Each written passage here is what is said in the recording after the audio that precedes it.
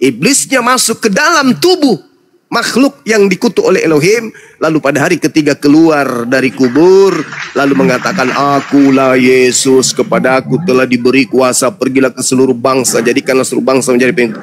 Itu sudah dinubuatkan Yesus juga. Tentang bangkitnya iblis dari kubur pada hari ketiga, itu Yesus sudah nubuatkan. Di mana Yesus katakan itu? Salam satu Tuhan.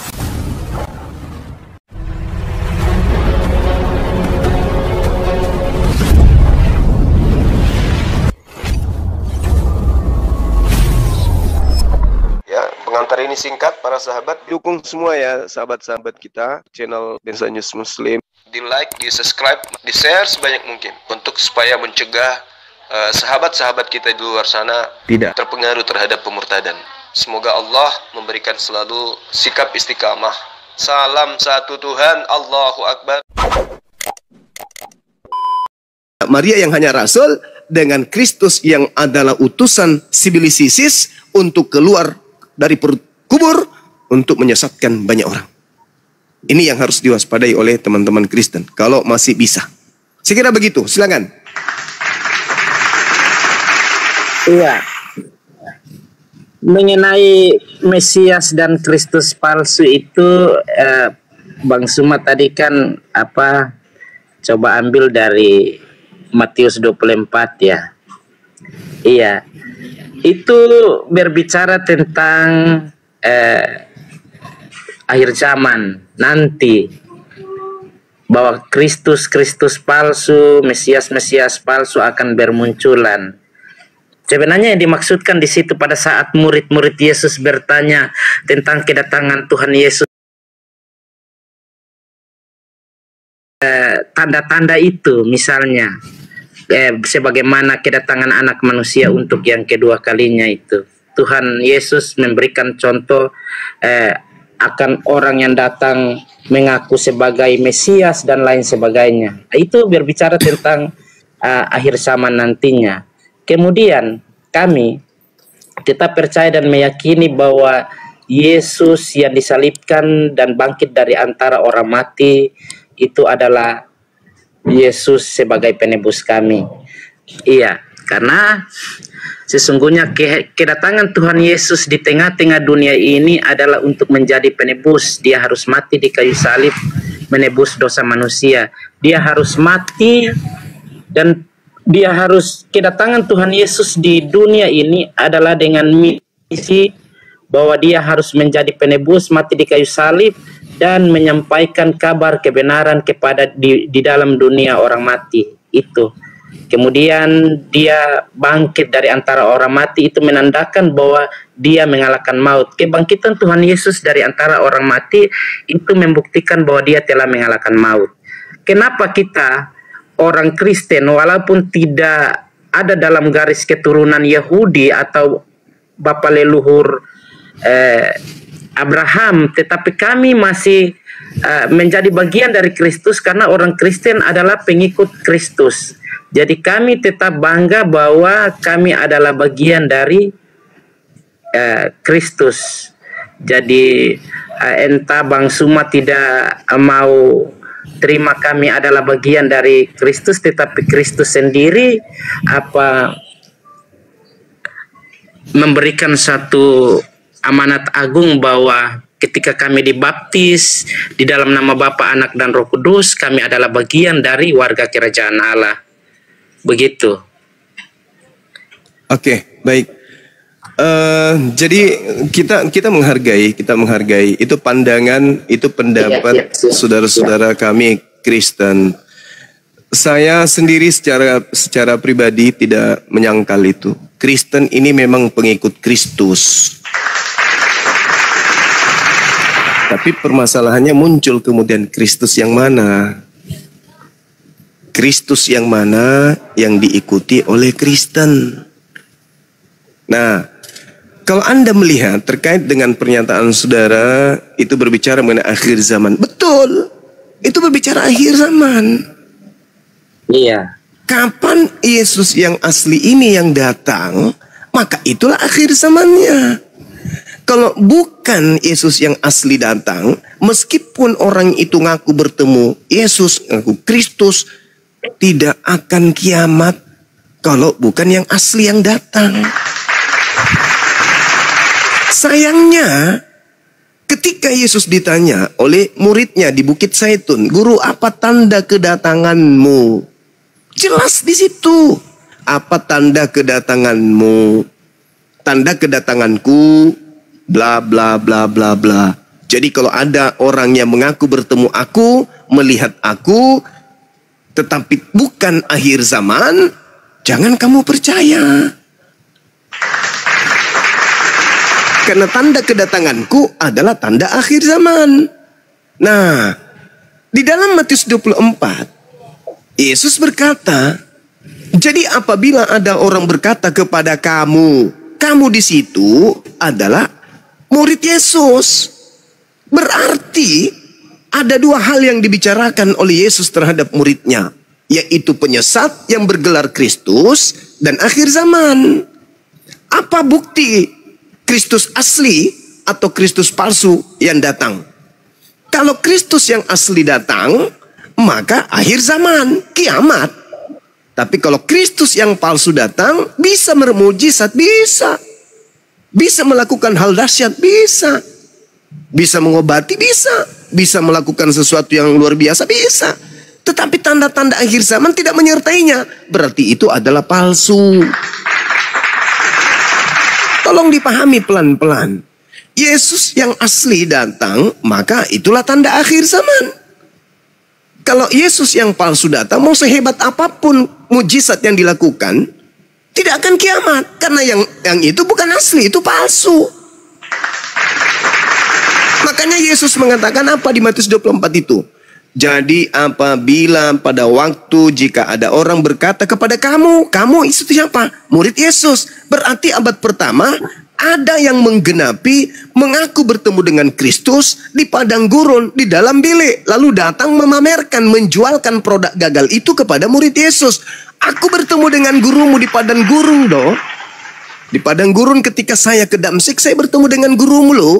Apa kata Yesus? Jangan kamu percaya. Camkanlah, aku telah mengatakannya terlebih dahulu kepadamu. Jadi apabila ada orang berkata aku melihat Mesias, aku melihat Kristus di padang gurun, kata Yesusnya jelas, jangan kamu percaya, itu bukan aku. Sebab kalau aku yang datang akan disertai dengan tanda-tanda kiamat.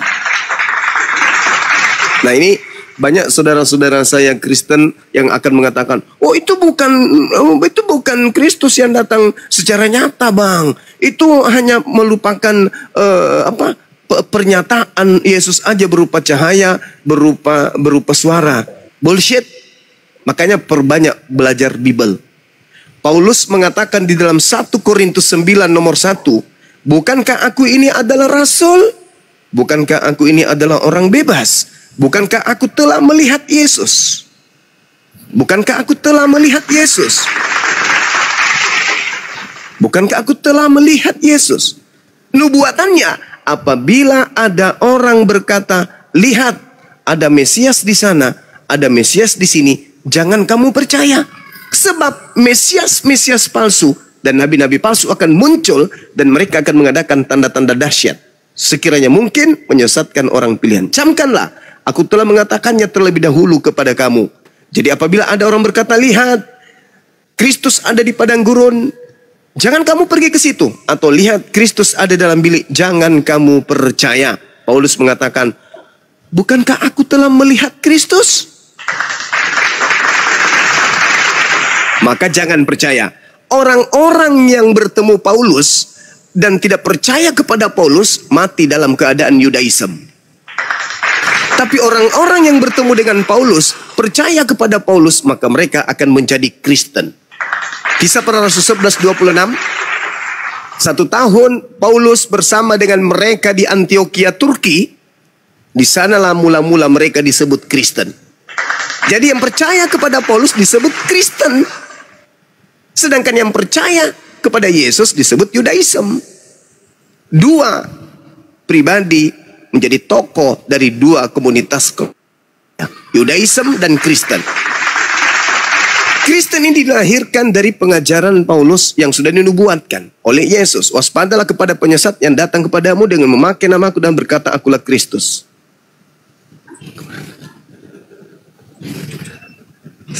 Saatnya sudah dekat, jangan kamu percaya. Lukas 21 nomor 8. Jadi saudara, mohon maaf, hal ini harus saya terangkan supaya menjadi buah pikiran kepada saudara ketika Anda duduk merenung, akankah saya menjadi pengikut Kristus yang palsu selamanya? Atau apa yang disampaikan Bang Suma ini ada benarnya? Untuk mengetahui itu silakan Anda pelajari Bible dengan akal sehat. Baca Matius 24, mulai dari data nomor 1 sampai kepada data nomor 51. Insya Allah, kalau Anda membuka hati, Anda menggunakan akal sehat, meskipun Anda lulusan terbaik teologi, meskipun Anda adalah pewarta yang terbaik, dibayar mahal, tapi ingat, keselamatan akhirat itu jauh lebih penting. Silakan, Yesus menasihatkan, waspadalah kepada penyesat yang datang kepadamu, memakai namaku, mereka akan menyesatkan banyak orang.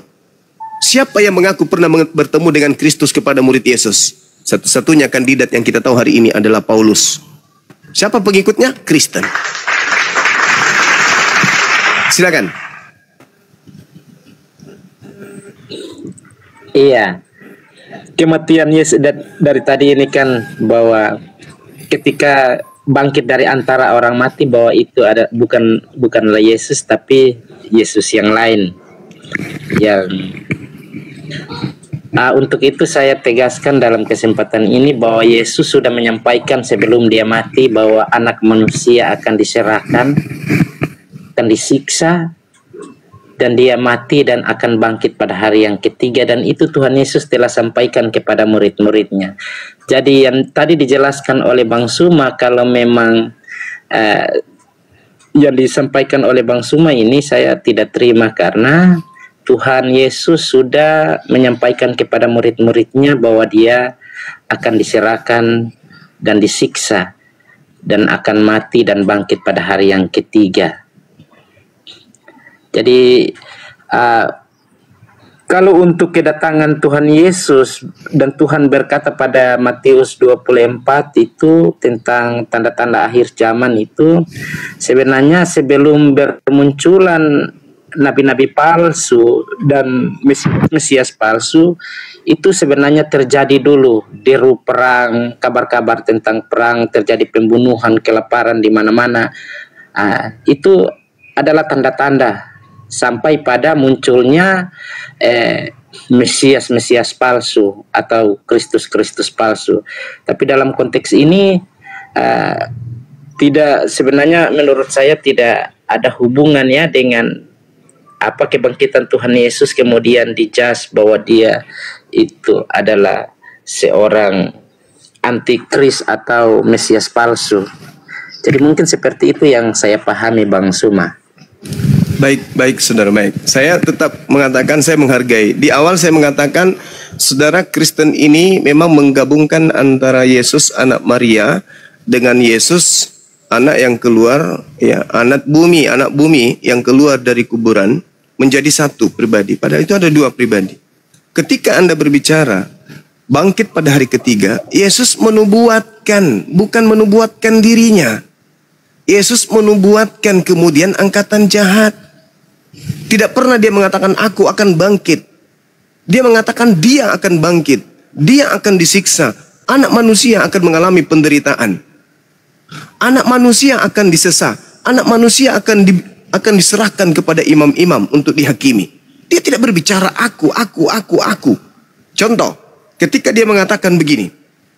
Matius 17 nomor 23. Yesus berkata, mereka akan membunuh dia dan dia akan bangkit pada hari ketiga. Matius 20 nomor 18. Yesus berkata, sekarang kita pergi ke Yerusalem dan anak manusia akan diserahkan kepada imam-imam dan mereka akan menjatuhi dia hukuman mati. Dia. Markus 9 nomor 31. Yesus berkata, anak manusia akan diserahkan kepada manusia dan mereka akan membunuh dia. Markus 10 nomor 33. Mereka akan menyerahkan dia. Lukas 18:33. Yesus berkata, mereka menyesal dan membunuh dia. Yesus tidak pernah mengatakan mereka akan membunuh aku, tapi membunuh anak manusia, membunuh dia. Dia akan bangkit pada hari ketiga. Jelas itu. Tapi lagi-lagi orang Kristen mentafsirkan itu adalah Yesus sebagaimana keinginan iblis. Iblis yang menginginkan kematian kepada Yesus. Pencipta langit dan bumi mau nggak Yesus itu dibunuh? Nggak mau. Tuhannya Yahudi nggak mau Yesus dibunuh. Tapi iblis mau agar Yesus dibunuh. Sekarang siapa yang berkuasa? Yesus kah? Iblis kah? Atau Tuhannya Yahudi yang berkuasa? Ketika Yesus ini, yang anak Maria ini digiring untuk dilakukan penangkapan terhadap dirinya, apakah Elohim tinggal diam? Tidak mungkin. Di dalam Keluaran 23 nomor 7-8, apa kata Tuhan di situ? Jangan kau bunuh orang benar, jangan kau bunuh orang yang tidak bersalah, sebab aku Tuhan tidak akan membenarkan orang yang bersalah. Orang bersalah tidak mungkin dibenarkan. Dengan kata lain, orang yang punya dosa tidak mungkin ditebus dosanya dengan menggunakan orang yang benar, kecuali dalil itu dirubah. Bunuhlah orang yang benar dan bunuhlah orang yang tidak berdosa, sebab aku Tuhan akan membenarkan orang yang bersalah. Kecuali dirubah kayak begitu. Tapi kan faktanya tidak. Yesus sendiri mengatakan dalam Lukas 24 nomor 44, apa kata Yesus? Harus tergenapi semua yang tertulis tentang aku di dalam kitab Taurat, termasuk Taurat. Nah, 23 dari Keluaran nomor 7 nomor 8, jangan kau membunuh orang yang benar. Yesus orang benar, jangan kau bunuh. Jangan kau membunuh orang yang tidak bersalah. Yesus tidak bersalah. Apa perintah Tuhan? Jangan kau bunuh. Ketika orang benar dan orang tidak bersalah ini dibunuh, apakah itu menebus dosa? Enggak, itu adalah membangkitkan dosa karena melanggar firman Tuhan. Tapi Kristen, dasar pengikut Kristus yang keluar dari kubur, yang tadinya larangan Tuhan dijadikan sebagai perintah Tuhan. Perintah Tuhannya jangan kau bunuh Yesus. Orang Kristennya mengatakan Yesus harus mati. Ayo.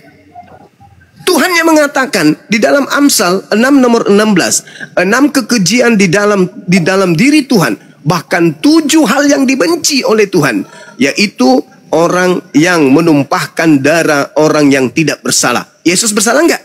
Tidak. Ditumpahkan darahnya katanya. Oh, itu adalah satu hal yang sangat dibenci oleh Elohim.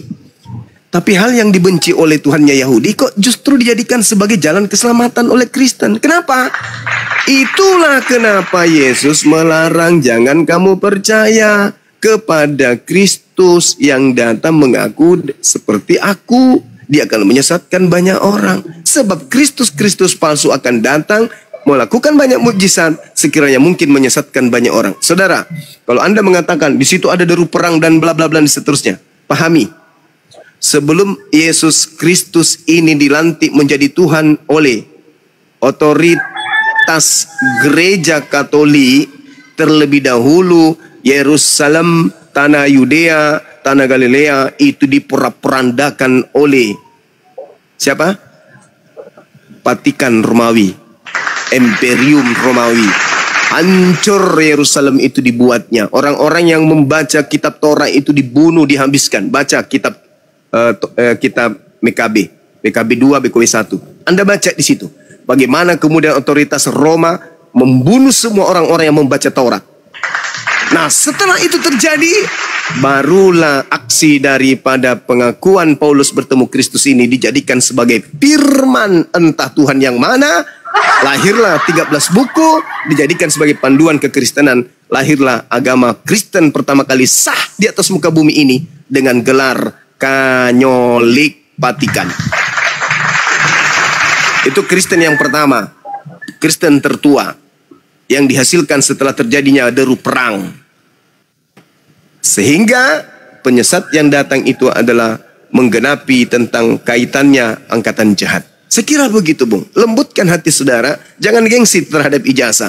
Banyak orang yang mengaku punya ijazah, punya pendidikan, pernah sekolah, tapi ternyata palsu. Kalau Anda ijazahnya asli, ya, tapi sayangnya fakultas yang Anda tempati sekolah, bahkan universitas yang Anda lakukan itu tidak memiliki akreditasi, bahkan tidak memiliki validasi dari Yesus itu sendiri.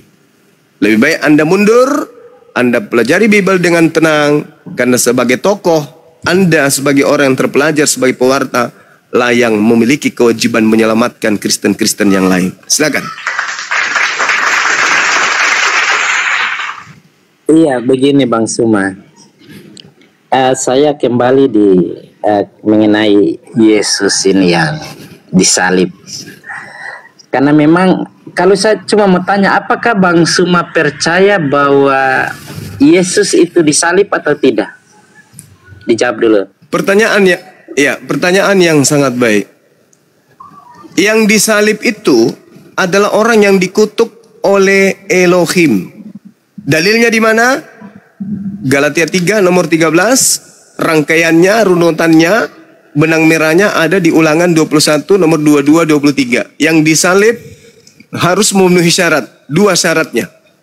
Yang pertama, pelaku maksiat, pelaku dosa yang sepadan dengan hukuman mati. Yang kedua, orang ini wajib hukumnya jatuh pada predikat dikutuk oleh Tuhannya Yahudi. Dua syarat ini harus terpenuhi, baru disalibkan. Kalau tidak terpenuhi, maka ketika orang itu disalib, maka itu adalah salah sasaran. Yang kedua, menurut hukum Roma, yang disalib ini adalah penjahat nasionalis. Yesus bukan penjahat nasionalis, dan Yesus bukan orang yang dikutuk Elohim. Berarti yang disalib itu adalah bukan Yesus, melainkan orang yang diserupakan. Satu hal, menutup jawaban saya.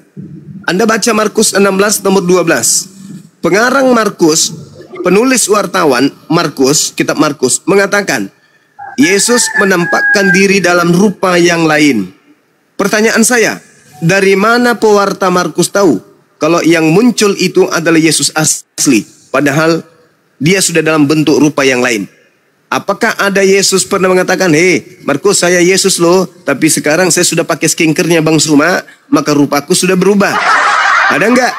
Itu tidak pernah terjadi. Demikian juga yang tertulis di kitabnya Lukas, di buku kedua, Kisah Para Rasul 25 nomor 19. Mereka berselisih paham tentang seseorang bernama Yesus Kristus. Ada yang mengatakan sudah mati, tetapi Paulus berkata dia masih hidup. Berselisih paham. Jadi menurut kesimpulan Bang Suma, penyaliban itu terjadi. Tetapi yang disalib bukanlah Yesus, melainkan orang yang menggantikan Yesus, yaitu pelaku yang dikutuk oleh Tuhannya Yahudi. Demikian. Iya, baik. Saya menjawab ya Bang Suma. Silakan. Iya. Jadi standar yang telah disampaikan oleh Bang Suma itu benar, bahwa orang yang disalib harus memenuhi standar-standar yang telah Bang Suma sampaikan. Bagus.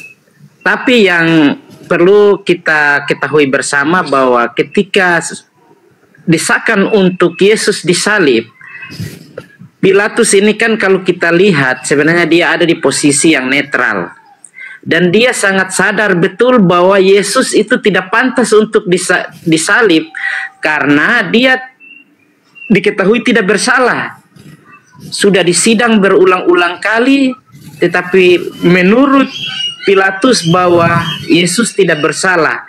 Tetapi yang menyalahkan Yesus dan dipaksa untuk bersalah adalah mereka para Sanhedrin sebenarnya kalau kita ikuti bersama.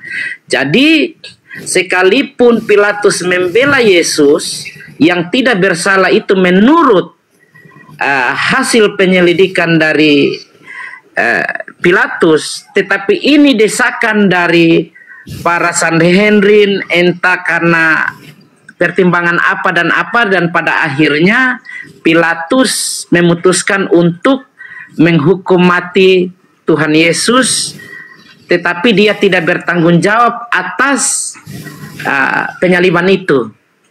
Yang saya tahu begitu. Jadi kematian Yesus Kristus adalah penyaliban Tuhan Yesus adalah seutuhnya Yesus itu sendiri, bukan yang diserupakan atau yang lain. Mungkin begitu yang saya pahami Bang Suma.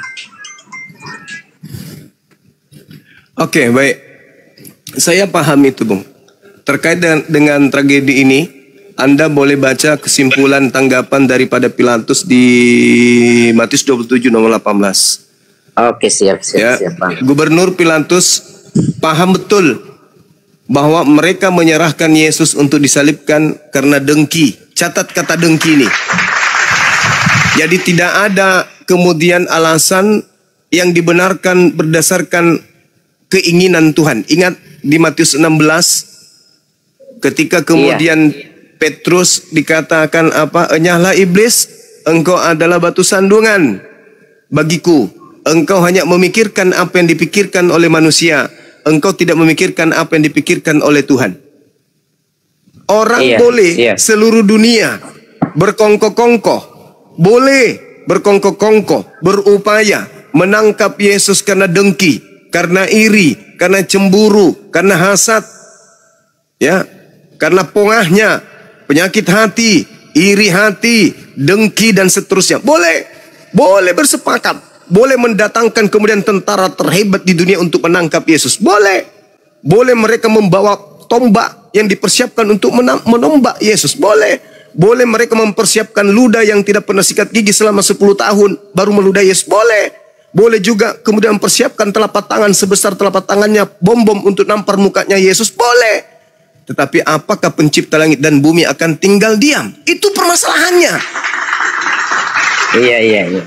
Apakah pencipta langit dan bumi akan tinggal diam melihat orang yang dikasihinya, melihat utusannya yang soleh mau teraniaya, mau dizolimi? Sedangkan di dalam kitab Anda sendiri, Yesus berkata, harus tergenapi, aku memang harus pergi sesuai dengan apa yang tertulis tentang aku di dalam kitab Mazmur, di dalam kitab Amsal, di dalam kitab Taurat, di dalam kitab Tanak. Bukan di dalam kitabnya orang Kristen, Markus, Matius, Yohanes, Filipus, Roma dan seterusnya. Bukan di kitab itu. Tetapi yang harus tergenapi adalah kitab-kitabnya orang Yahudi. Bagaimana Tuhan kemudian menceritakan bagaimana dia berkarya menyelamatkan orang-orang yang dikasihinya. Iya. Ini yang terjadi ketika Yesus digiring, ingin ditangkap. Tuhan menyelamatkan dia. Maka diangkatlah Yesus ini. Suci dia. Dan yang menggantikannya adalah orang yang dikutuk oleh Elohim. Anda baca kemudian.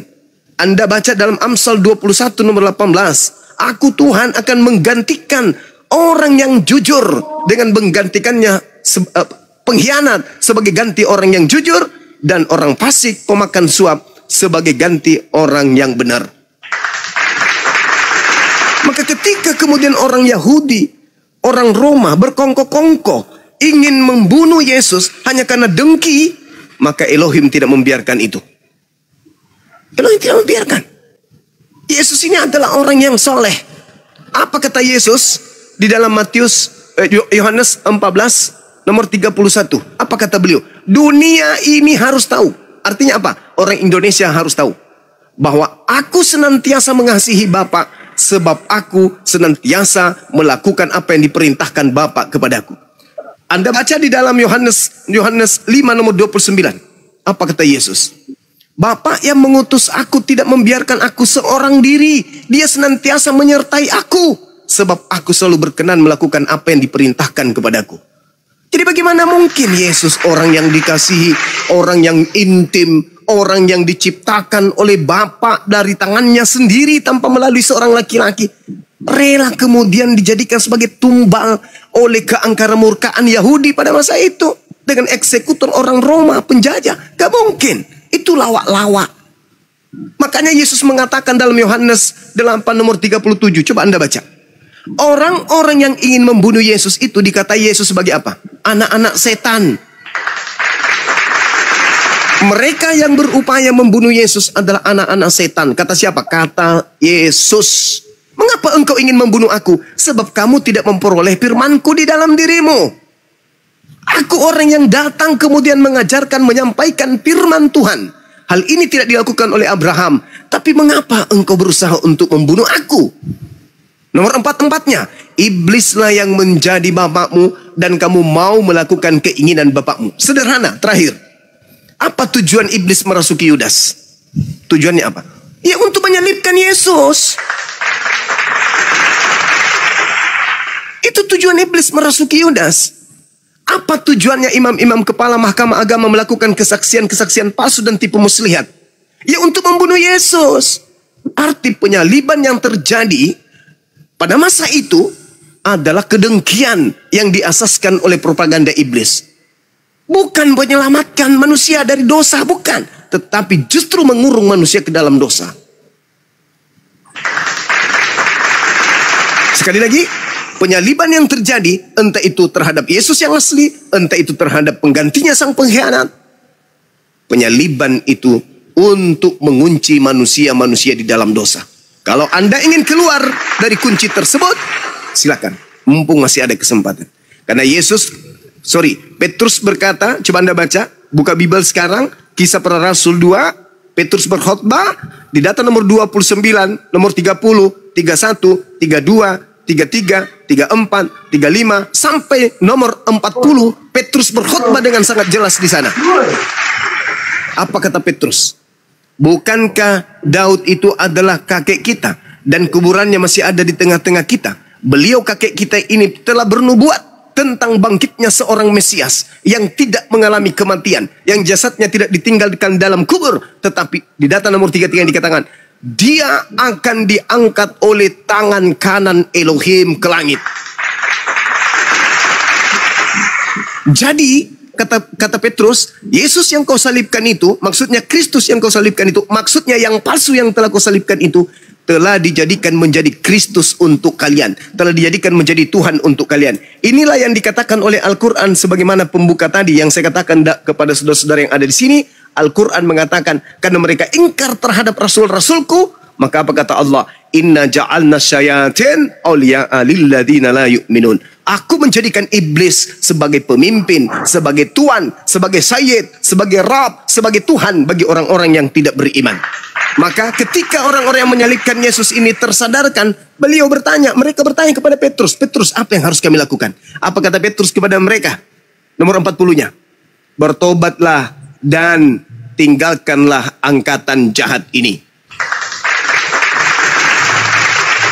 Angkatan jahat, ketika Yesus ditanya di dalam Matius 12, Guru, apa? Tolong berikan kami tanda. Apa kata Yesus? Angkatan jahat ini minta satu tanda, dan tidak akan diberikan satu tanda apapun selain tanda Yunus. Sebab Yunus 3 hari 3 malam dalam perut ikan, demikian juga anak manusia akan berada di perut bumi, di perut bumi 3 hari 3 malam. Artinya, kebangkitan hari ketiga itu adalah tanda untuk angkatan jahat menurut Yesus. Menurut Petrus, kebangkitan hari ketiga juga itu adalah untuk angkatan jahat. Menurut Yahudi, apakah kebangkitan hari ketiga itu kebangkitan Tuhan dari dalam kubur? Tidak. Itu untuk akan dijadikan sebuah lelucon oleh orang-orang Yahudi. Menurut Islam, apakah kebangkitan hari ketiga itu adalah simbol keselamatan? Tidak. Menurut Kristen, apakah kebangkitan hari ketiga itu adalah keselamatan? Ya. Berarti angkatan jahatnya diwariskan kepada Kristen. Silakan Anda renungkan. Saya hanya meluruskan apa yang ada di dalam Bible. Silakan.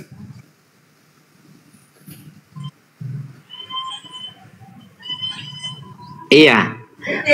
Jadi intinya begini, kalau dalam iman Kristen, kenapa Yesus harus disalib dan seakan Yod-Heh-Vav-He atau Elohim itu seakan meninggalkan dia? Kita sudah bisa sama-sama menyaksikan dalam cerita Alkitab bahwa ketika Yesus di Getsemani, dia sesungguhnya sudah meminta supaya penderitaan yang akan dialaminya berlalu. Tapi Tuhan tidak menjawab dan seakan Yesus ditinggalkan sebagai seorang anak manusia yang seutuhnya.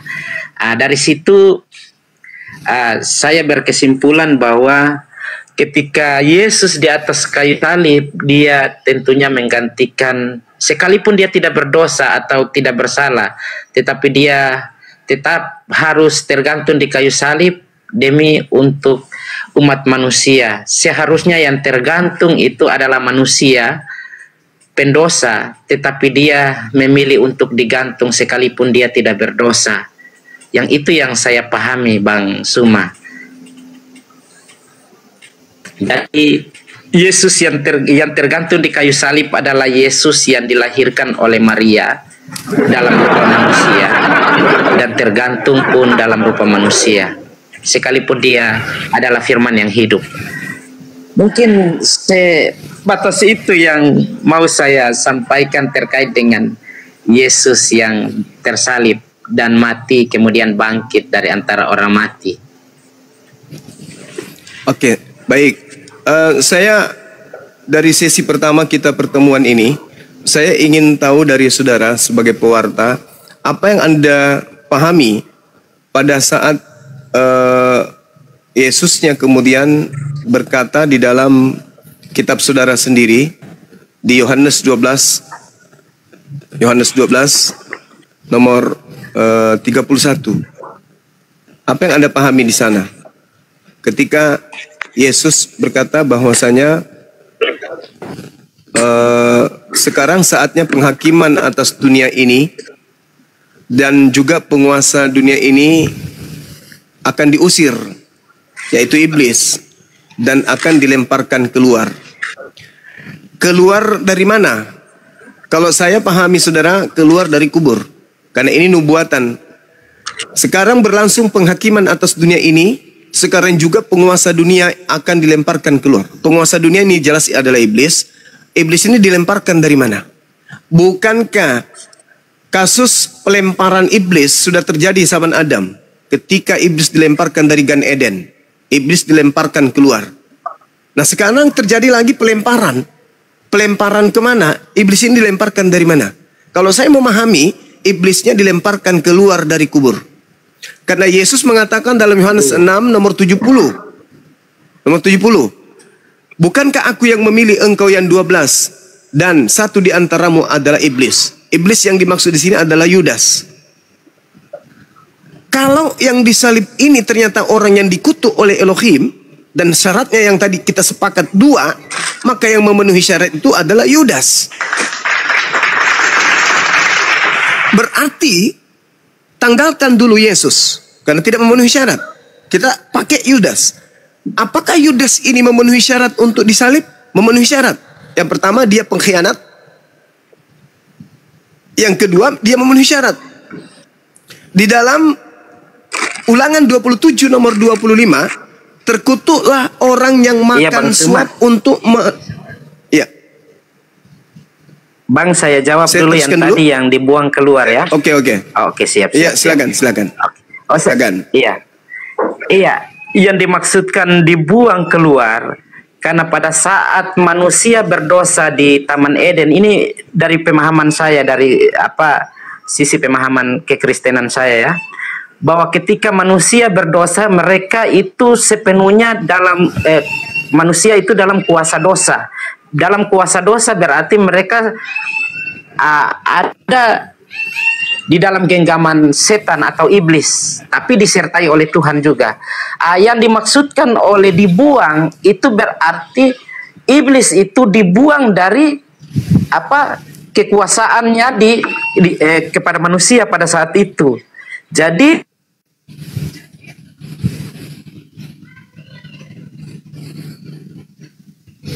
sinyalnya mungkin jelek itu Pak Pewarta. Pak Nose, sinyalnya. Lagi di gunung. Oh. Iya, dia gerejanya di pedalaman dia. Ban David ini so tahu di gunung pula. Oh, kan kepental sinyalnya dia. Iya, jadi teman-teman, tadi kita mendengarkan bagaimana beliau mentafsirkan. Padahal kalau beliau itu belajar, betul-betul belajar. Kita lihat di dalam Yesaya 14, nomor 12 sampai nomor 15. Iblis itu dilemparkan masuk ke dalam kubur. Itu jelas itu. Makanya Yesus mengambil data itu dan mengatakan angkatan jahat ini minta satu tanda dan tidak akan diberi tanda kepada mereka selain tanda anak manusia akan keluar dari kubur pada hari ketiga. Nah itulah yang dimaksud. Makanya makhluk yang keluar dari kubur ini nantinya di padang di apa? Di Pulau Patmos akan mengaku tuh sebagai bintang timur. Siapa bintang timur ini? Baca Yesaya 14. Bintang timur adalah Sibilisisis yang dilemparkan ke dalam kubur perut bumi. Kemudian Yesus mengatakan, dunia memang saatnya dunia akan dihakimi, berlangsung penghakiman atas dunia ini. Sekarang juga penguasa dunia ini akan dilemparkan keluar. Penguasa yang dimaksud di sini adalah iblis. Keluar dari mana? Ya keluar dari kubur. Karena memang itu adalah simbol untuk angkatan jahat. Jelas itu teman-teman. Sedangkan apa yang diuraikan oleh saudara kita tadi, sang pendeta kalau nggak salah ya, itu dibantah oleh Yesus di dalam Yohanes 14:30. Tidak banyak lagi aku berkata-kata dengan kamu, sebab penguasa dunia ini datang. Nah, penguasa dunia ini siapa? Iblis. Dan dia, penguasa dunia ini, tidak berkuasa sedikit pun atas diriku. Nah, coba lihat Matius 28. Apa yang dikatakan di situ? Kepadaku telah diberi kuasa. Nah, kuasa di mana? Kuasa di bumi. Siapa yang dikatakan Yesus penguasa dunia, penguasa bumi? Iblis. Berarti yang keluar dari kubur ini siapa? Itu siapa, Bang? Yang memberi kuasanya adalah iblis. Iblis sendiri itu. Ya, iblis yang memberi kuasa. Kan Yesus dicobai. Coba Anda lihat dalam Lukas 4 nomor 6. Iblis mencobai Yesus. Iblis berkata kepada Yesus, Yesus, ya paman, segala kuasa di langit dan kuasa di bumi akan aku berikan kepadamu jika engkau tunduk menyembahku. Sebab aku berkuasa memberikan kepada siapapun yang aku kehendaki. Pertanyaan saya nih kepada saudara David untuk menggelitik akal sehat saudara. Ketika iblis mengatakan, aku berkuasa memberikan kepada siapapun yang aku kehendaki, berkuasa enggak iblis memberikan kuasa di dunia ini kepada Yudas? Berkuasa enggak?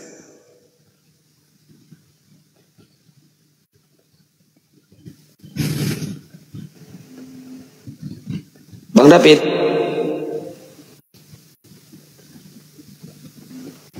Berkuasa. Berkuasa. Berkuasa. Makanya Yesus mengatakan, tidak banyak lagi aku berkata-kata dengan kamu. Berarti Yesus ini tidak banyak lagi berhubungan dengan muridnya. Berarti yang berhubungan setelah itu bukan Yesus lagi. Sebab penguasa dunia ini datang. Penguasa dunia iblis datang. Dan dia tidak berkuasa sedikit pun atas diriku. Berarti dia tidak berhasil menyalib aku. Yohanes 12 nomor 31. Sekarang berlangsung penghakiman atas dunia ini. Apa maksudnya? Iblisnya datang memilah di antara siapa yang menjadi pengikutku dan siapa yang tidak mau jadi pengikutku. Pergilah ke seluruh dunia. Jadikanlah seluruh manusia menjadi pengikutku. Yang percaya baptis dalam nama Bapa, Anak dan Roh. Yang tidak baptis akan dihukum. Ajarlah mereka melakukan segala sesuatu yang kuperintahkan kepadamu. Sekarang, apakah itu Yesus? Bukan. Yang menerima kuasa ini siapa? Yang iblis kasih. Yesus sudah pernah dikasih kesempatan. Yesus, ya paman, aku akan memberikan kepadamu kuasa langit bumi kalau kau menyembahku. Yesus terima enggak? Enggak. Makanya dikatakan dalam Lukas 4 nomor 13, iblis mundur dari mencobai Yesus dan iblis menunggu waktu yang tepat. Kapan waktu tepat itu? Yaitu pada saat Yesus sudah terangkat ke langit, dia munculkan tokoh baru yang ngaku-ngaku Yesus. Makanya di Matius 7, orang-orang yang menjadi pengikut Kristus yang bukan Yesus anak Maria ini bermujizat bisa, bernubuat bisa, mengusir setan bisa. Kok bisa? Yesus sudah menubuatkan. Sebab Kristus palsu dan nabi-nabi palsu akan banyak melakukan mujizat dan tanda-tanda yang dahsyat. Coba. Berarti bisa. Pengikut-pengikut Kristus palsu ini bisa bermujizat? Bisa. Rasulullah bisa bermujizat? Bisa. Andi Simon bisa, kenapa tidak? Itu sudah dibuatkan. Tapi endingnya lihat. Pada hari itulah aku akan berterus terang kepada dia yang berkata, bukankah kami bernubuat mengusir setan bermujizat pakai namamu Yesus? Pada saat itulah aku akan berterus terang kepada mereka. Enyahlah daripadaku, aku tidak mengenal kalian. Kalian semua adalah pembuat kejahatan. Lalu mereka bernubuat mengusir setan, mengobati orang di gereja, menyembuhkan orang. Itu Yesus mana? Yesus mana yang mereka panggil? Bukankah kami memanggil namamu, bernubuat, bermujizat, mengusir pakai namamu? Tapi Yesus mengatakan, aku tidak mengenal kalian. Berarti Yesus mana yang datang kepada mereka, yang membantu mereka mengobati orang sakit?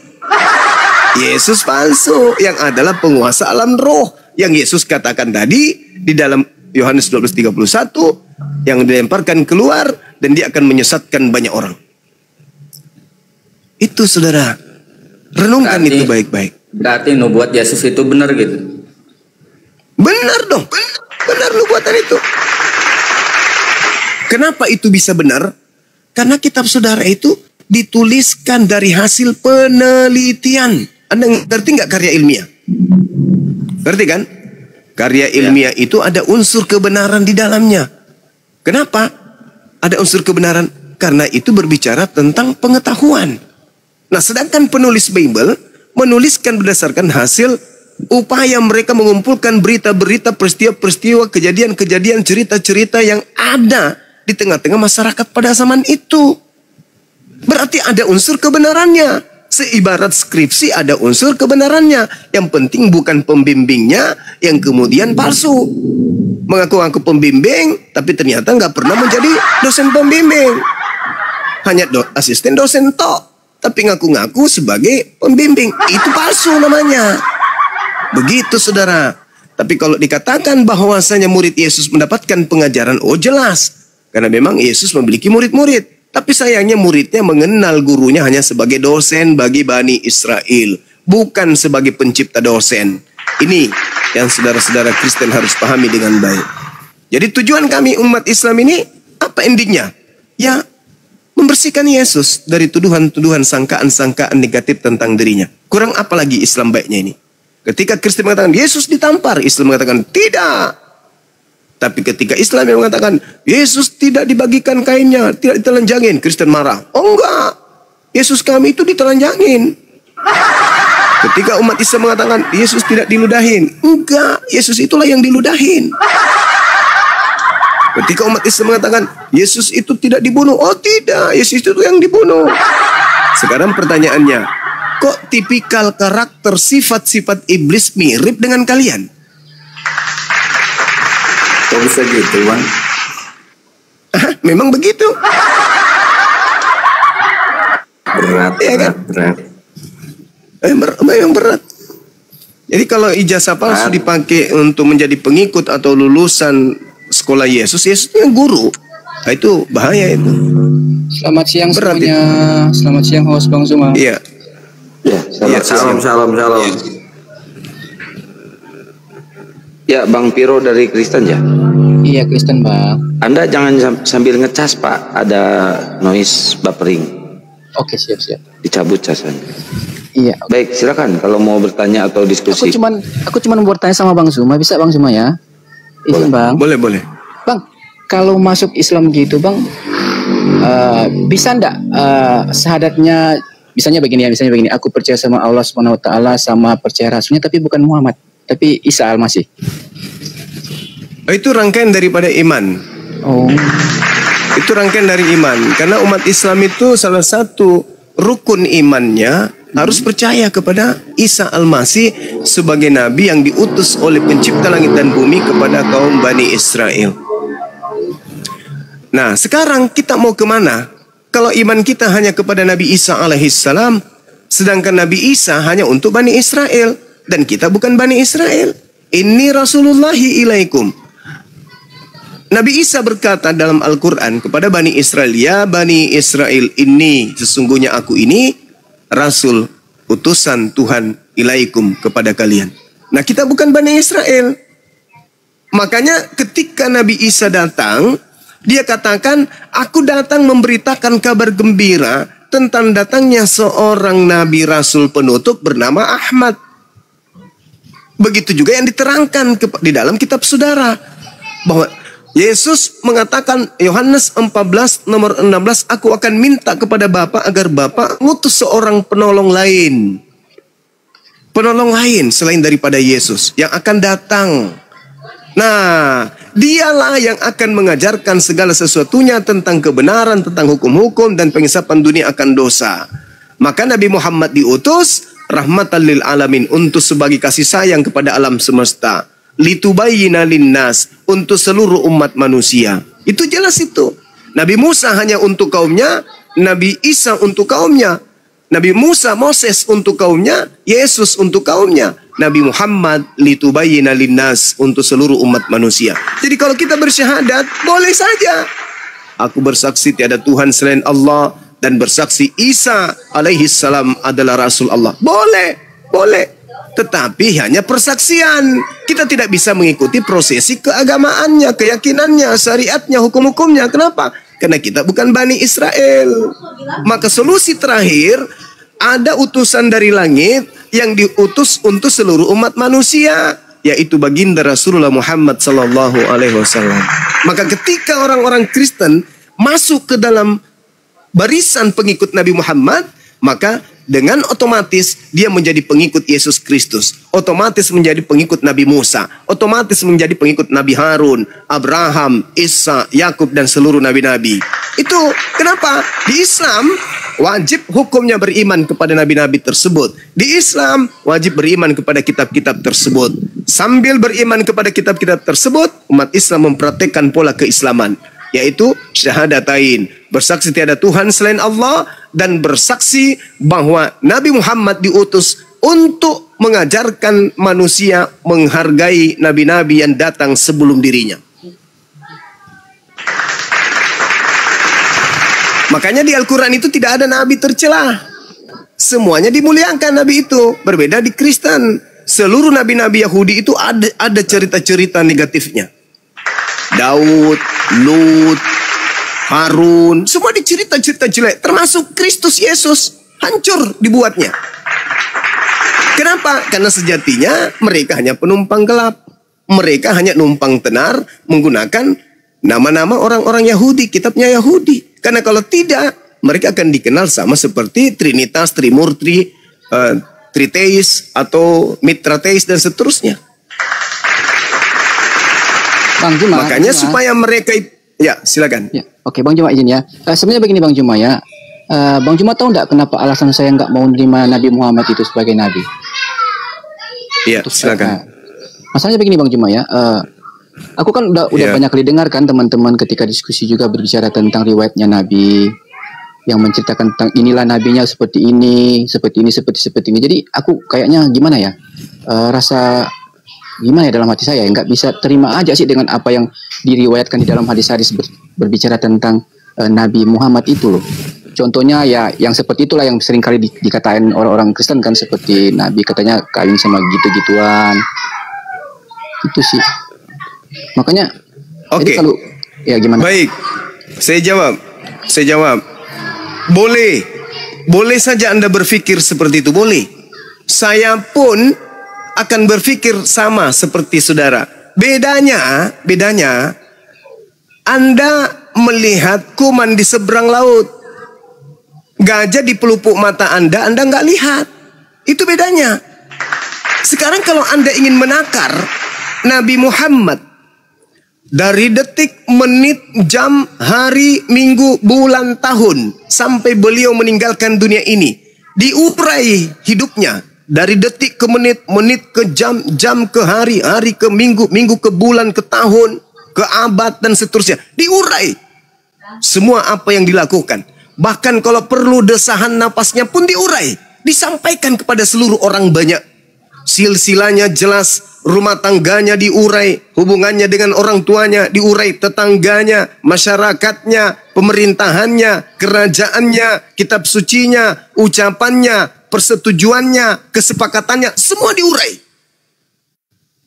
Rangkaian uraian tentang Nabi Muhammad muncul 2 poin yang negatif.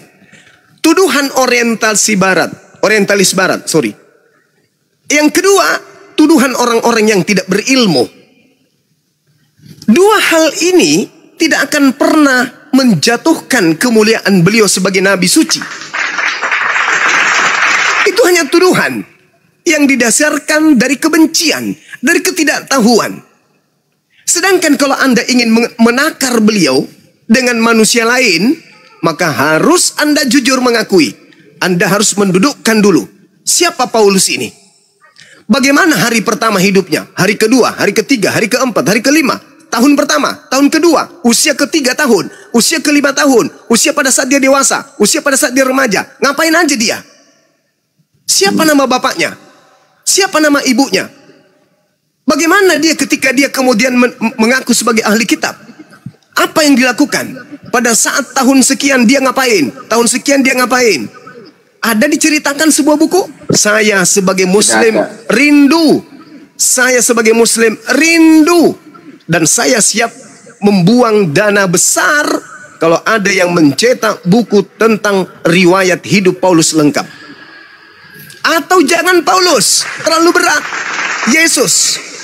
Sedangkan narasi yang muncul secara histori di dalam Bible, usia 13 tahun sampai usia 29 tahun, Yesus yang adalah Tuhannya Kristen kehilangan sejarah. Yesus ngapain aja usia 13 tahun? Usia 14 tahun, 15 tahun. Mana tahu dia menjual pecel lele. Mana tahu dia judi online, tapi itu tidak mungkin. Tapi mungkin mana lagi? Kita multitafsir tentang sejarah hidupnya. Karena tidak ada berbeda dengan Nabi Muhammad. Mari kita uji nabiku. Pada saat nabiku usia 1 tahun, usia 2 tahun, usia 3 tahun, 4 tahun, sampai beliau meninggalkan dunia ini. Coba Anda bandingkan. Jangankan hal sepele. Allahumma salli ala sayyidina Muhammad wa ala ali sayyidina Muhammad. Coba Anda bayangkan. Ketika di dalam kitab Wahyu 1 nomor 1 dikatakan, inilah wahyu Yesus Kristus yang diberikan Allah kepadanya untuk disampaikan kepada hamba-hambanya. Oke. It's okay bro. Ketika kita dengarkan itu, wow, bagus sekali. Yesus menerima wahyu. Tapi ketika ditanya, mana wahyu pertama yang diterima oleh Yesus? Gereja akan tenggelam setenggelam-gelamnya. Udah jelas. Ketika Paulus mengatakan, akulah Rasul Yesus Kristus yang diutus oleh Tuhan kita Yesus Kristus. Di mana Yesus kemudian pernah mengutus? Di mana kemudian Yesus pernah berfirman kepadanya? Kitab Roma, Galatia, Filipi dan seterusnya. Di mana? Tidak ada kejelasan. Ketika Nabi Muhammad diceritakan usia sekian, ibunya sudah ayahnya meninggal, kemudian ibunya meninggal, kemudian pamannya, kemudian kakeknya dan seterusnya. Terinci.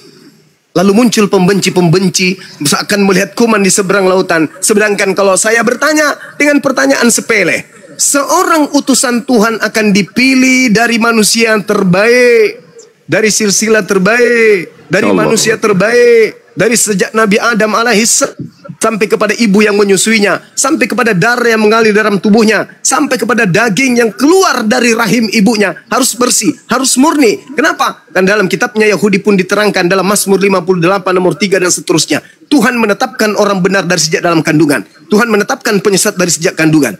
Oleh karena itu, benar tidaknya seorang utusan harus kita lihat dari silsilahnya.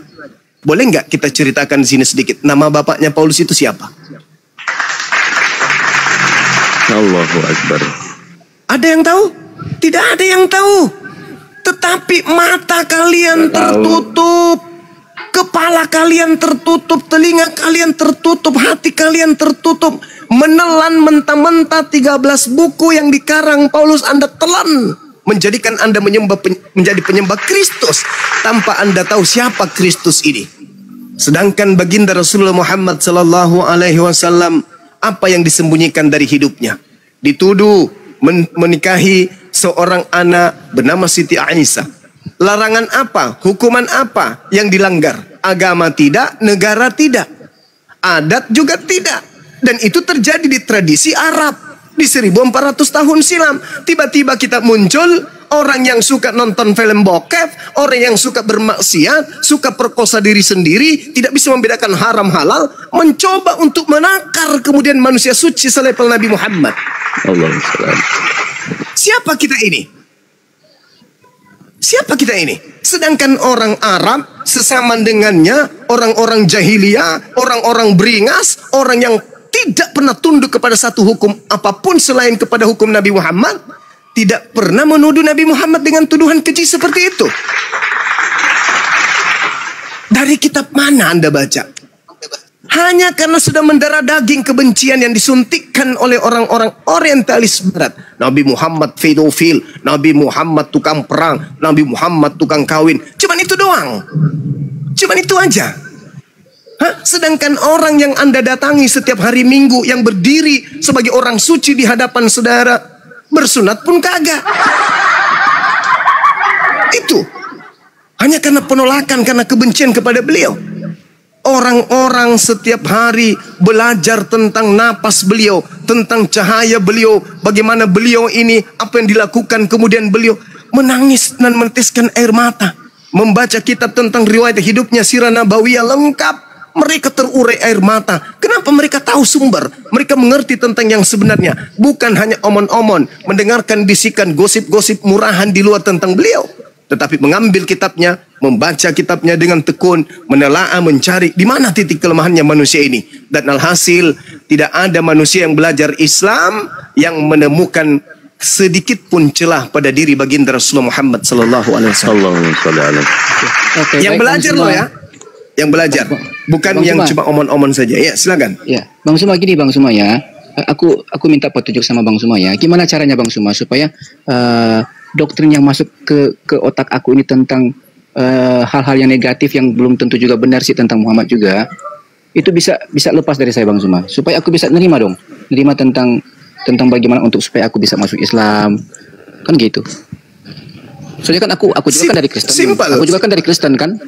Kayak agak sulit juga sih Yeah. untuk apa ya namanya ya, untuk cepat lepas dari doktrin-doktrin itu tentang sifat-sifat negatif dalam tanda kutip ya Nabi Muhammad itu di dalam otak saya itu loh. Gimana sih Bang Suma? Ya. Jadi simpel sekali. Allah akan memberi petunjuk kepada siapapun yang meninggalkan dusta. Innallaha la yahdi man huwa kazibun kafar.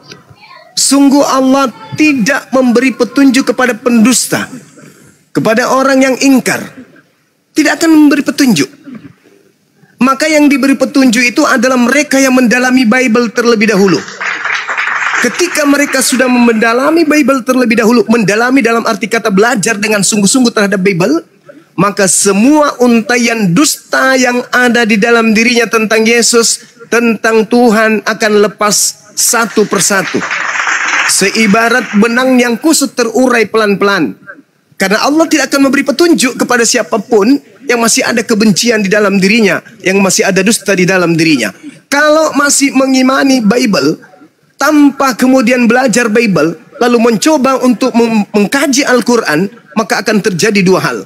Membekukan hati saudara, membenci terhadap Islam, dan hidup dalam kebodohan. Atau yang kedua, Anda dudukkan perkara itu dengan kedudukan pada tempatnya. Apa itu? Ambil Bible, Anda pelajari. Gunakan akal sehat Anda untuk menelaah. Yang pertama, ketika dikatakan Tuhan beranak dan Tuhan diperanakkan, tanya akal sehat saudara, rasionalkah tersebut? Ketika kemudian ada Tuhan yang minta kepada Tuhan yang lebih senior, tanya pada diri Anda, masuk akalkah hal tersebut? Ketika kemudian Anda menyembah kepada hal yang dilahirkan oleh manusia yang punya kelemahan, dan Anda katakan manusia melahirkan Tuhannya, apakah Anda bisa terima hal tersebut? Dan yang terakhir, ketika Anda mempertuhankan sosok makhluk yang setara dengan makhluk lainnya, apakah bisa ditelaah dengan pikiran Anda hal tersebut? Kalau Anda sudah melanggalkan item-item tersebut, mari silakan datang kepada Bang Suma, kita belajar Al-Quran, kita belajar Islam. Selama hal empat ini masih ada di dalam diri Anda, Tuhan itu tiga dalam satu pribadi atau satu hakikat. Tuhan itu bisa memohon kepada Tuhan yang lain. Tuhan itu kemudian diperanakkan oleh manusia. Tuhan itu setara dengan makhluk yang lain. Anda tidak akan sampai kepada cahaya Islam. Yang ada Hanya bolak-balik, keraguan, bimbang, ragu. Sehingga apa yang terjadi? Sedikit saja Anda akan mengalami hal yang dialami oleh umat Islam kebanyakan. Maksud Bang Suma, banyak umat Islam menjadi Islam bukan karena proses berpikir, tapi karena cuman ikut-ikutan keluarga, emak, ayah kebetulan Islam. Begitu mereka hidup dalam masyarakat kehidupan sosial, ditimpa musibah, kelaparan, ekonomi, sakit, pendidikan, miskin, dipecat, rapuh. Datang misionaris menawarkan agama baru, mereka tinggalkan agama yang Islam. Kenapa? Karena mereka berislam tanpa proses berpikir. Tapi kalau orang berislam karena berpikir, mau Anda tawarkan apapun, dia tidak akan meninggalkan akidahnya. Nah, saya tidak ingin Anda ada dalam posisi itu. Yang saya inginkan adalah kembali dulu di rumah, pelajari agamamu baik-baik, baca Bibelmu baik-baik. Kalau Anda sudah menanggalkan itu, dalam arti kata ragu saja dulu. Bahwa ini tidak mungkin Tuhan itu ada 3 pribadi. Tidak mungkin Tuhan itu berdoa kepada Tuhan. Tidak mungkin kemudian Tuhan mengutus Tuhan. Tidak mungkin manusia melahirkan Tuhan. Tidak mungkin Tuhan itu setara dengan makhluknya. Setelah itu Anda yakini 100%, mari Islam akan menuntun Anda kepada ajaran Yesus yang sebenarnya. Karena Al-Quran mengatakan itu tadi. Inna Allah la yahdi man huwa kazibun kafar. Sungguh Allah tidak memberi petunjuk kepada pendusta. Karena kapan Anda masih di Kristen, saya tanya satu pertanyaan, pasti yang terlontar dari mulut Anda adalah dusta. Contoh, berapa Tuhan Anda? Anda akan mengatakan 1. Bohong enggak itu? Bohong. Itu sudah bohong. Itu sudah bohong. Dasar awal saja sudah bohong. Nah, kalau Anda masih ada di situ, maka Anda tidak akan mendapatkan petunjuk. Jadi solusinya apa Bang Suma? Ketika saya ditanya bagaimana cara aku berislam? Akal. Akal dulu.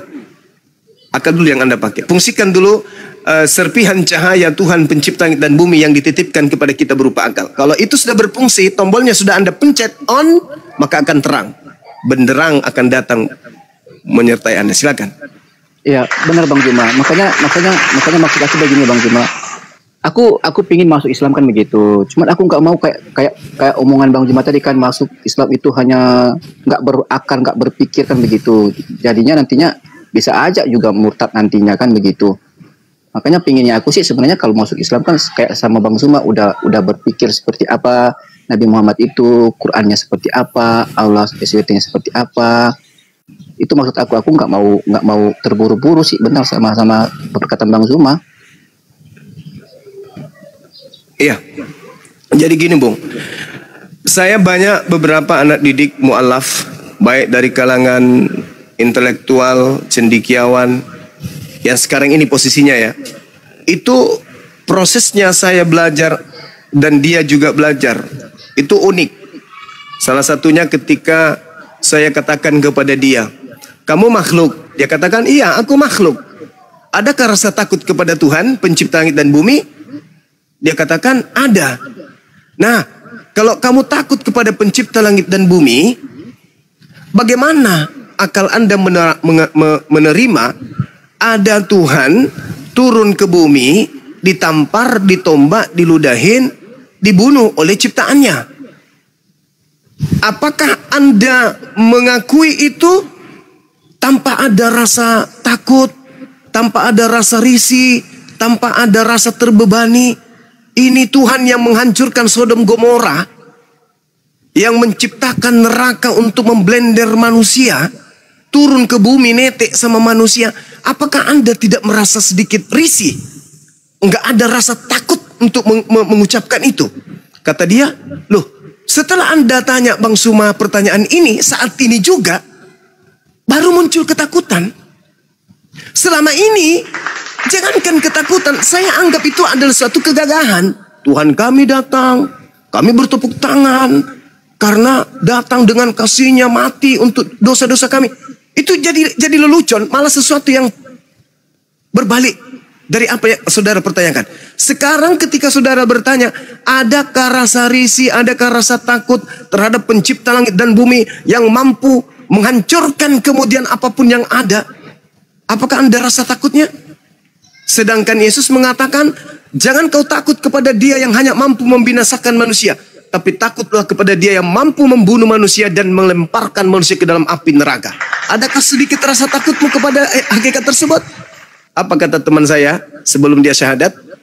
Bang, saya kok gemetaran ini sekarang. Kenapa bisa?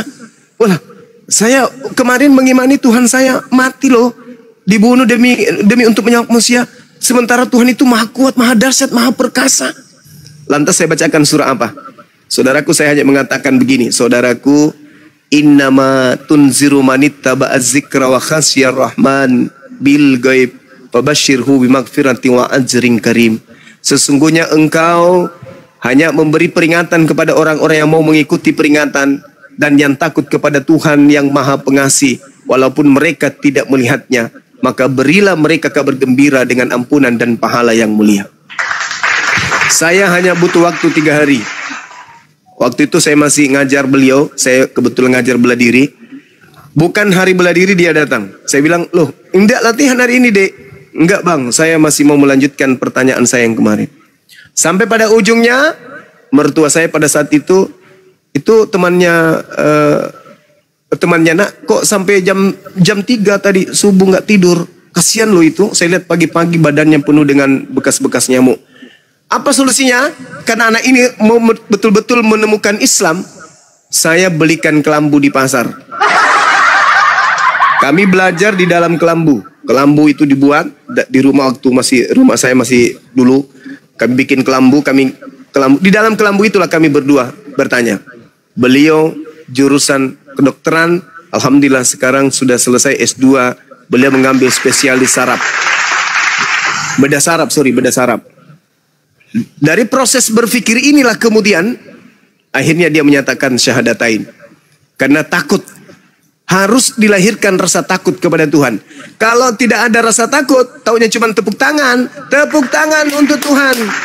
Maka kalau rasa takut itu sudah tidak ada pada Tuhan, sudah merasa dia dengan Tuhan itu anak ayah, sudah merasa Tuhan itu temannya, sudah merasa Tuhannya itu adalah teman-teman rekan, seakan-akan teman bisnisnya, maka manusia itu tidak akan lagi ada rasa takut kepada pencipta. Kalau tidak ada lagi rasa takut kepada pencipta, maka maksiat apalagi yang dia takut untuk lakukan? Apalagi kalau sudah dikasih label, kalian bukan lagi hamba Tuhan, tapi kalian adalah anak-anak Tuhan. Apalagi yang ditakutkan untuk tidak lakukan? Maksiat apalagi yang tidak mau dilakukan? Oh, saya pewaris. Saya pewaris Tuhan, anak-anak Tuhan. Saya mau makan makanan apa saja boleh, melakukan apapun boleh, karena saya dekat kepada Tuhanku. Saya ingat ketika saya ikut kajian, dulu saya pernah ikut kajian, seorang pemimpin materi turun dari mobil membawa anjing, anak anjing. Saya kaget, karena saya kan aktivis waktu itu. Saya kaget, jadi saya banyak bertanya. Aku bilang, Ustadz, kok bisa ini? Oh iya, saya tahu kalian adalah mahasiswa yang cerdas dan kritis. Saya tunggu pertanyaan. Apa jawaban beliau? Saya melakukan ini karena saya tahu bagaimana cara kemudian untuk membersihkan najis. Saya melakukan ini karena saya tahu bagaimana caranya membersihkan tubuh saya dari najis liur anjing. Saya bilang gitu. Saya bilang gini pada saat itu. Kalau begitu, pulang dari sini, Ustadz boleh dong ke tempat ese-ese. Di gedung itu tumpah riuh orang tertawa. Loh, tunggu dulu, jangan tertawakan saya. Sebab Ustadz ini tahu caranya bertaubat. Berarti setelah ini Anda boleh saja melakukan kemaksiatan lain, karena Anda bisa bertaubat. Anda tahu cara bertaubat. Berarti Anda bisa melakukan kemaksiatan. Kalau sudah jelas-jelas dalam syariat Islam, liur anjing itu najis dan cara membersihkannya itu ribet, lantas Anda mengatakan Anda boleh memeliharanya, menggendongnya dengan menggunakan pakaian yang kelak akan Anda berjadikan sebagai pakaian untuk ibadah, hanya untuk menguji kami sebagai seorang mahasiswa. maka Anda memberi ruang kepada kami, Anda memudahkan kemaksiatan. Karena Anda merasa dekat dengan Allah, Anda merasa dekat dengan Tuhan, maka Anda dengan gampangnya melakukan kemaksiatan. Inilah yang terjadi kepada anak-anak atau orang-orang yang mengaku sebagai anak-anak Tuhan. Dengan gampangnya, hanya 1 kali seminggu, tepuk tangan, habis itu selesai dosa-dosa. Gak bisa seperti itu. Al-Quran mengatakan, innama tunziru manittaba zikra wa khasyar rahman bil gaib, fabashshirhu bimaghfirati wa ajrin karim. Yang utama bagi orang-orang beriman kepada Tuhannya adalah rasa takut dulu.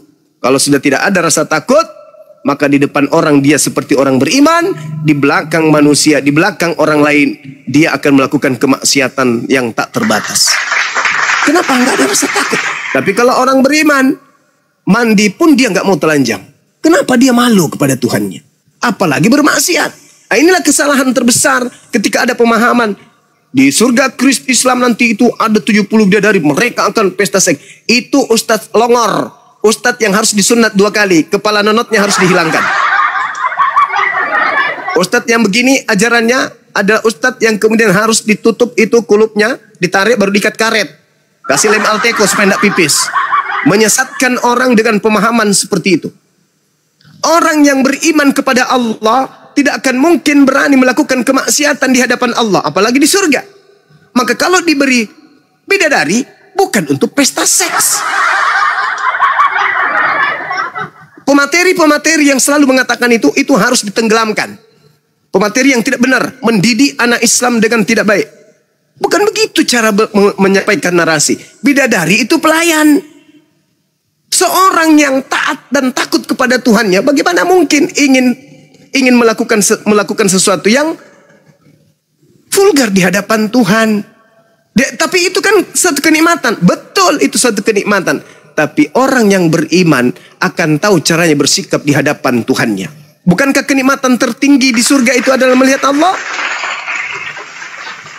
Enggak malu di hadapan Allah melakukan hal-hal yang seperti di dalam bokep itu. Anda katakan pesta seks. Enggak malu di hadapan Tuhanmu? Malu. Kalau Anda masih punya malu, berhenti mengatakan itu. Ucapan 70 bidadari itu hanyalah alat untuk merangsang orang-orang jahiliyah pada zaman itu untuk menanggalkan kemaksiatan berupa persinahan dan tidak menghargai wanita. Maka dengan cara itulah kemudian Nabi Muhammad merubah pola pikir orang-orang jahiliyah untuk kemudian menjadi orang yang beradab, menghargai wanita, menghargai pernikahan, menghargai kemudian perbudakan, tidak menganggap budak itu sebagai hewan. Nah, ini yang penting. Jadi kalau ada dai, orang yang suka bertablik, baru tampil di media mengatakan hal-hal yang tidak sesuai dengan pola, maka tenggelamkan ya pemateri-pemateri seperti itu. Itu pemateri duit yang tidak mengkaji Islam secara makrifat, secara menyeluruh. Saya kira begitu, saudara. Ya, silakan. Bang Zuma, izin sekali lagi Bang Zuma, satu lagi Bang Zuma ya. Iya. Makanya begini Bang Zuma, aku kan tinggalnya di Sulawesi Utara. Kan. Terus kampung aku juga memang nggak ada masjid, nggak ada umat Islam, apalagi ustadz nggak ada. Iya. Maksudnya begini Bang, aku juga kan kalau pingin cari ustadz gitu, mau bincang-bincang tentang Islam kan, memang kagak ada Bang Zuma, kagak ada di kampung kami ini, nggak ada. Terus kedua, aku juga biar bagaimanapun aku juga kan takut juga sama keluarga-keluargaku. Semua keluarga aku itu semua Kristen semua Bang, nggak ada yang Islam, semua Kristen semua, nggak ada Islam. Nah, makanya aku datang ke Komal-Komal seperti ini, pingin cari Komal-Komal Islam seperti ini ya. Seperti ini aku mau cari tahu aja sih kebenaran dalam Islam itu seperti apa, kan gitu. Makanya aku nggak terkesan kalau aku masuk Islam itu nggak terkesan buru-buru kayak Bang Zumai bilang tadi, nggak berpikir udah masuk Islam lagi, kan begitu. Iya, betul. Ya makanya saudaraku, aku pingin gini Bang, aku kan udah follow Bang Zuma. Iya. Nah, gimana caranya aku bisa komunikasi sama Bang Zuma? Gak harus seperti kayak di Komal begini kan? Ada nomor Excel saya Bang. Nanti hubungi Kian Santang, di follow aja beliau. Banyak kok teman-teman kita non Muslim yang selalu komunikasi pribadi di belakang.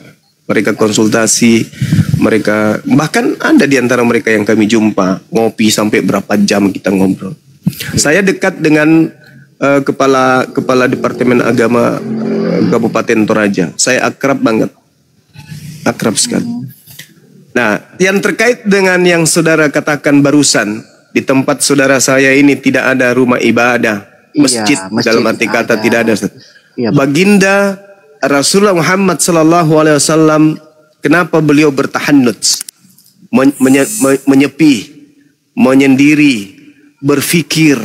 Beliau jauh dari Nabi Musa, beliau jauh dari Nabi Isa alaihissalam, jauh dari pengajaran Yesus Kristus, jauh.